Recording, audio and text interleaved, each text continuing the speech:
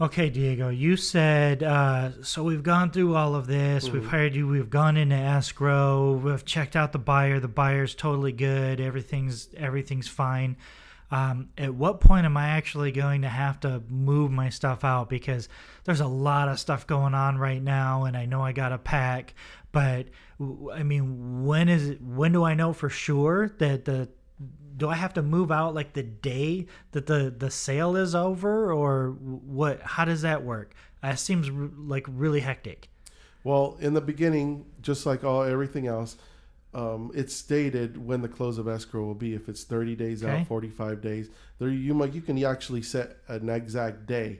May 15th, that's close of escrow, and that's when you have Does to that move mean I out. have to move out on that day, May 15th? If that's what it's agreed upon, yes. But you could put a caveat where you can ask the close of escrow plus 3, which means Is that pretty normal? Will that it's normal. I mean, it's pretty commonplace. Because what happens if at the last minute the buyer doesn't qualify, like on the 29th day, and I've got all my stuff packed up and everything? If you're talking worst case scenario, I am talking worst case scenario. the Everything else might be acceptable. Last minute, say the lender says, nope, we found the buyer lied and did this and did that, and they don't qualify, Okay.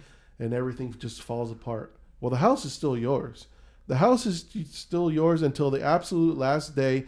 Okay. Where the buyer, because you gotta remember that at the very end of escrow, the buyer's loan pays off your loan, so there's a transfer of money.